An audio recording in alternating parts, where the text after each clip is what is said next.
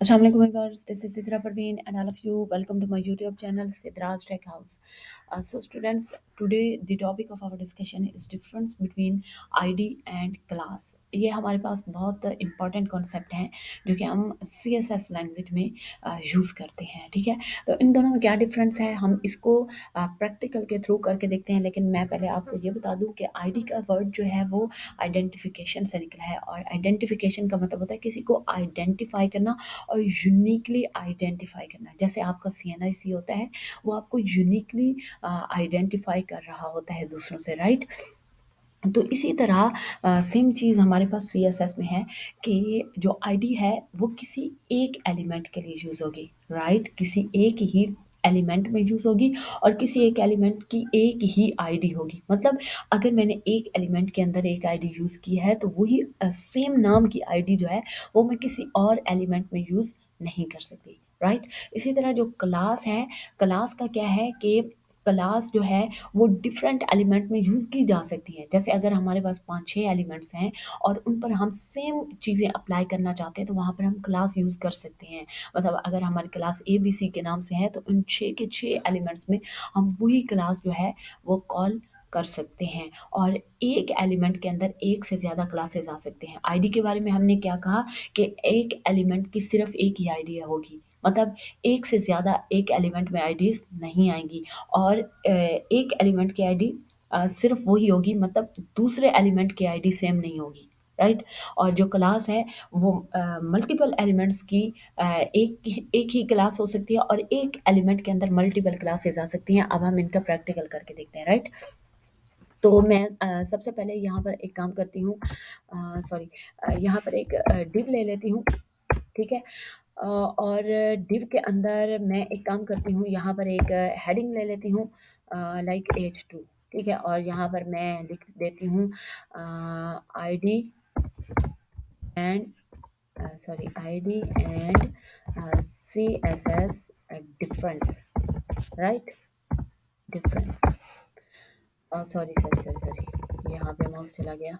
ID and CSS difference, अच्छा ये हो गया। उसके बाद मैं एक काम करती हूँ, यहाँ पर एक पैराग्राफ का टैग लेती हूँ, और यहाँ पर मेरे पास एक पैराग्राफ लिखा पड़ा है वर्ड में, तो मैं इसी को यहाँ से कॉपी कर लेती हूँ, और कॉपी करने के बाद मैं इसको यहाँ पर पेस्ट कर देती हूँ, राइट। मैं एक काम करती हूँ, इसी को मैं यहाँ से कॉपी करती हूँ, और कॉपी करने के बाद मैं इसको यहाँ पर पेस्ट कर देती हूँ, ठीक है। मतलब एक और मैंने डिव बना लिया। उसके बाद मैं एक काम करती हूँ, यहाँ पर मैं एक क्लास ले लेती हूँ। Class is equal to headings, class is equal to headings, और इसमें मैं एक क्लास ले लेती हूँ, class is equal to para. आप कुछ भी नाम दे सकते हैं, राइट। मैं इसको यहाँ से कॉपी करती हूँ, ठीक है। और यहाँ पर मैं ये वाली क्लास कॉपी करके, ठीक है, और यहाँ पर मैं इसको पेस्ट कर देती हूँ, और इसको मैं यहाँ से कॉपी करके यहाँ पर पेस्ट कर देती हूँ, राइट। उसके बाद मैं एक काम करती हूँ, इससे पहले जितना भी हमने काम किया वो एक्सटर्नल CSS में किया था, राइट। तो आज हम इंटरनल CSS में काम करते हैं, मतलब CSS इसी फाइल के अंदर ही रहते हुए। तो इंटरनल CSS का तरीका है कि आप लोग सबसे पहले स्टाइल टैग लगाएं और इसे मतलब ओपन भी करें और क्लोज भी करें, और जितनी भी आपने CSS करनी है इसी में जाकर करें। अब आपने एक ये बात याद रखनी है कि क्लास के लिए जब भी आप क्लास का नाम लेंगे तो उससे पहले डॉट लगाएंगे, ठीक है। और इसी तरह ID जो हमारे पास ID है उसके लिए हैश यूज़ होगा, ठीक है। तो मैं यहाँ पर डॉट लगा के और क्लास का नेम लिख देती हूँ हेडिंग्स, HEADINGS, राइट। और उसके बाद ये आपने पैरेंथेसिस लगानी है, और हेडिंग की आपने यहाँ पर प्रॉपर्टीज़ डिफाइन करनी है कि हेडिंग को आप क्या क्या देना चाहते हैं, क्या क्या प्रॉपर्टीज़ लगाना चाहती हैं। तो सबसे पहले मैं यहाँ पर इसका कलर ले लेती हूँ, मतलब जो टेक्स्ट का कलर आना चाहिए वो रेड आना चाहिए, ठीक है। और उसके बाद हमारे पास जो फ़ॉन्ट वेट है वो हमारा बोल्ड होना चाहिए, राइट। और इसके अलावा मैं क्या दे दूँ, हाँ मैं टेक्स्ट अलाइन दे देती हूँ, लाइक मैं इसको सेंटर कर देती हूँ, ठीक है। जो हेडिंग हमारी है वो सेंटर में होनी चाहिए। उसके बाद जो है एक मैं फ़ॉन्ट स्टाइल भी दे देती हूँ, फ़ॉन्ट स्टाइल, फ़ॉन्ट स्टाइल, मैं कहती हूँ कि ये फ़ॉन्ट स्टाइल जो है वो मेरा इटैलिक होना चाहिए, राइट। ये मैंने हेडिंग्स को ये वाली प्रॉपर्टीज़ हेडिंग्स की डिफ़ाइन कर ली। अब मैं ये फ़ाइल ओपन करके आपको दिखाती हूँ। यहाँ से ये फ़ोल्डर है हमारा कौन-सा, CSS प्रैक्टिसेस के नाम से, ठीक है। तो ये हमारे पास जो है इस तरह प्रॉपर्टीज़ लग गई, ठीक है। लेकिन ये यहाँ पर हेडिंग में लगी है, यहाँ पर हेडिंग में लगी है और यहाँ पर पैराग्राफ में भी लग गई है। तो हम यहाँ से देखते हैं क्या मिस्टेक की है हमने। जो हमारा हाँ, यहाँ पर भी क्योंकि हमने क्लास जो है वो हेडिंग्स में दे दी थी, तो यहाँ पर हमने क्लास लेनी थी पैरा, राइट। मैं इसको सेव करती हूँ और सेव करने के बाद इसकी आउटपुट आपको शो करवाती हूँ। ये देखिए, अब ये हमारे पास दो हेडिंग्स हैं, तो दोनों पर वही प्रॉपर्टीज़ लग गई हैं, राइट। मतलब रेड कलर आ गया है, इटैलिक भी हो गया है, ETC जो भी हमने प्रॉपर्टीज़ लगाई हैं। उसके बाद मैं यहाँ पर अब sorry dot para dot para ये क्लास ले लेती हूँ और इसमें जाकर मैं प्रॉपर्टीज़ लेती हूँ, राइट। यहाँ पर मैं जो है कलर दे देती हूँ, कौन सा कलर, मैं इसको दे देती हूँ ग्रीन, ठीक है। कलर मैंने इसको ग्रीन दे दिया और उसके बाद जो है मैं इसको क्या दे दूँ, फ़ॉन्ट फैमिली दे दूँ, राइट। फ़ॉन्ट फैमिली और फ़ॉन्ट फैमिली मैं इसको sans serif दे देती हूँ। ये हमारी प्री डिफाइंड प्रॉपर्टीज़ हैं इसकी, ठीक है। ये हमने दे दी उसको और इसके अलावा और क्या दे देती हूँ, मैं इसको बैकग्राउंड कलर भी दे देती हूँ। नहीं, बैकग्राउंड कलर नहीं, कलर हमने ग्रीन दे दिया और यहाँ से हम और कौन सी प्रॉपर्टीज़ दें। हाँ, हम इसको टेक्स्ट अलाइन कर देते हैं, ठीक है। टेक्स्ट अलाइन यहाँ पर हमने हेडिंग को सेंटर में लिया था, तो इसको हम ले देते हैं जस्टिफाई, राइट। और उसके बाद मैं इसको सेव करके दिखाती हूँ आपको। ये हो गया। ये हमारे पास अब जो पैराग्राफ था वो ग्रीन कलर का हो गया, ठीक है। ग्रीन अगर आपको सही से शो नहीं भी हो रहा तो आप एक काम करें, यहाँ पर एक इसका साइज़ बढ़ा दें, ठीक है। साइज़, ठीक है। फ़ॉन्ट साइज़ लाइक मैं इसको 30 पिक्सल करती हूँ और इसको सेव करके दिखाती हूँ,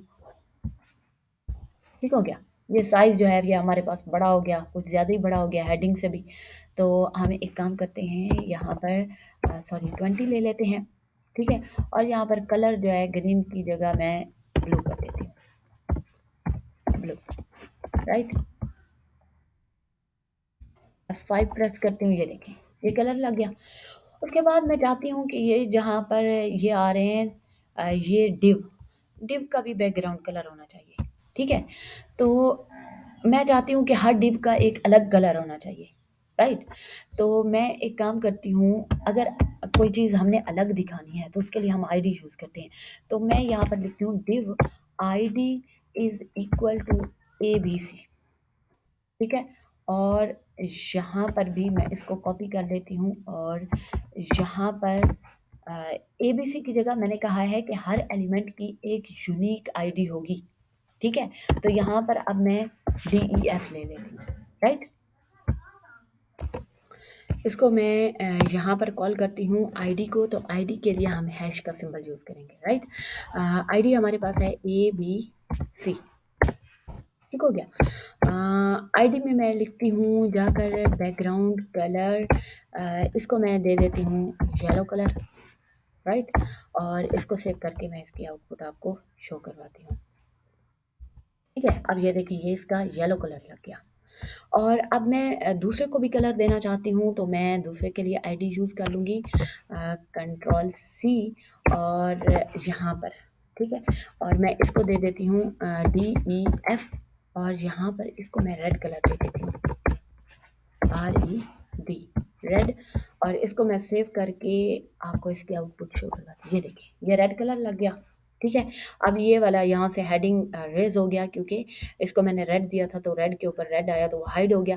मैं काम करती हूँ यहाँ से जो हमने हेडिंग वाला दिया था, इसको कलर मैं रेड के बजाय ब्लैक दे देती हूँ, राइट।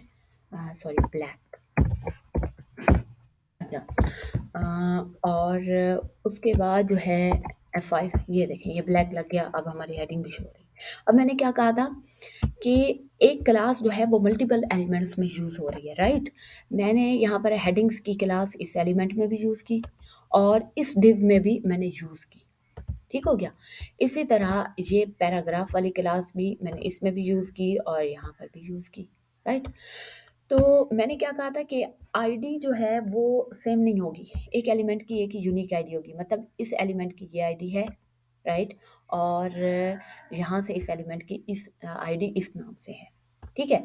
और फिर मैंने कहा था कि एक एलिमेंट की सिर्फ एक ही आईडी होगी, लेकिन एक एलिमेंट की मल्टीपल क्लासेस होंगी, राइट। तो यहाँ पर देखिए मैंने हेडिंग्स की एक क्लास दी हुई है, ठीक है। मैं यहाँ पर एक और क्लास ले लेती हूँ, ठीक है, और वो क्लास मैं अनमोल के नाम से ले लेती हूँ। अब यहाँ पर एक क्लास ये आ गई और दूसरी क्लास हमारे पास ये आ गई, ठीक है। अब मैं यहाँ पर स्टाइल लगाती हूँ, यहाँ पर क्योंकि मैंने क्लास ली है तो मैं यहाँ पर लिखती हूँ अनमोल, राइट। और इसमें मैं एक स्टाइल लगा लेती हूँ टेक्स्ट पर कि डेकोरेशन टेक्स्ट डेकोरेशन, ठीक है। और यहाँ पर मैं टेक्स्ट डेकोरेशन में लिखती हूँ अंडरलाइन, ठीक है, मतलब sorry text decoration underline, right. और मतलब जो टेक्स्ट हमारा लिखा हुआ होना चाहिए वो अंडरलाइन होना चाहिए, ठीक है। उसके बाद मैं एक और इस पे प्रॉपर्टी लगा देती हूँ कि टेक्स्ट ट्रांसफॉर्म, ठीक है। वो कैसा होना चाहिए, वो अपर केस भी हो सकता है, लोअर केस भी हो सकता है, कैपिटलाइजेशन भी हो सकता है। अपर केस मतलब सारे अपर केस आ जाएंगे, राइट। तो मैं यहाँ पर अपर केस लगाती हूँ, ठीक है। और मैं इसको सेव करके अब इसके आउटपुट शो करवाती हूँ F5। अब देखिए यहाँ पर क्या हुआ, जो हमारे पास जो हेडिंग्स लिखी हुई थी वो उनके नीचे अंडरलाइन भी हो गया, ठीक है। और वो सारे अगर आप नोट करें यहाँ पर मैंने तो इस तरह से लिखे थे, ठीक है, मैंने तो इस तरह से लिखे थे, लेकिन अब इसने क्या कर दिया, इसने सारे के सारे को अपर केस में लिख दिया और इसके नीचे अंडरलाइन भी कर दिया। इसका ये मतलब है कि एक एलिमेंट की मल्टीपल क्लासेस हो सकती हैं, क्योंकि ये हेडिंग्स वाली क्लास को भी पकड़ रहा है और अनमोल वाली को भी पकड़ रहा है, ठीक है। लाइक मैं यहाँ से ये चीज़ कैंसिल कर देती हूँ और मैं जाकर इसमें लिखती हूँ। अब देखते हैं यहाँ पर क्या होता है, ठीक है। मैं इसको सेव करती हूँ और सेव करने के बाद जो है इसके आपको आउटपुट शो करवाती हूँ। ये देखें यहाँ पर क्या हुआ, सारे के सारे अपर केसेस आ गए, लेकिन मैंने तो इस फॉर्म में लिखा था, राइट। तो यहाँ पर क्या हुआ, अंडरलाइन भी आ गया और अपर केसेस भी आ गए। तो इसका ये मतलब है कि ये दो क्लासेस ले रहा है, एक पैराग्राफ वाली जो हमने प्रॉपर्टी लगाई थी, अ, मैं आपको दिखा दूँ ये वाली प्रॉपर्टी, जिसमें ब्लू कलर भी ले रहा है, सॉन्स सेरिफ उसकी फॉन्ट फैमिली भी ले रहा है और जस्टिफाई भी पड़ा है, फॉन्ट साइज भी अप्लाई हो रहा है, प्लस ये वाली प्रॉपर्टीज भी ले रहा है, मतलब अंडरलाइन भी कर रहा है और अपर केस भी ले रहा है, राइट। उसके बाद अगर मैं आपको कहूँ कि यहाँ पर मैं लोअर केस लिखती हूँ, लोअर केस, ठीक है, तो क्या होता है, अब यहाँ पे नोट कीजिएगा F5 देखें सारे के सारे लोअर केस आ गए, ठीक है। मैं अगेन इसको क्या करती हूँ, अपर केस बना देती हूँ, ठीक है, अपर केस। तो इससे हमें क्या पता चला कि एक एलिमेंट की एक से ज़्यादा क्लासेस हो सकती हैं और क्लास एक से ज़्यादा एलिमेंट के अंदर यूज़ हो सकती है, लेकिन हमने कहा कि एक एलिमेंट की एक यूनिक आईडी होगी और एक एलिमेंट की सिर्फ एक ही आईडी होगी, मतलब मल्टीपल आईडीज़ नहीं होगी। लाइक अगर मैं आपसे कहती हूँ कि हमने एक आईडी इसमें यूज़ की डिव में ABC, और ABC को हमने कलर दिया कौन सा, बैकग्राउंड येलो दिया, और दूसरी हमने दूसरे डिव के लिए आईडी ली DEF और उसको हमने कलर दिया रेड। अगर मैं कहती हूँ कि मैं इसी के अंदर ये वाली आईडी भी यूज़ करूँ तो इससे क्या फ़र्क पड़ता है, मैं इसको सेव करके आपको दिखाती हूँ F5। क्या हुआ, उसने आईडी को आइडेंटिफाई ही नहीं किया, क्यों, क्योंकि हमने जब दो आईडीज दे दी हैं तो इसको आइडेंटिफाई ही नहीं कर रहा, राइट। तो इससे साबित हुआ कि हमारे पास एक एलिमेंट की एक ही आईडी होगी। इसको सेव करती हूँ, अगेन आपको इसके आउटपुट शो करवाती हूँ, राइट।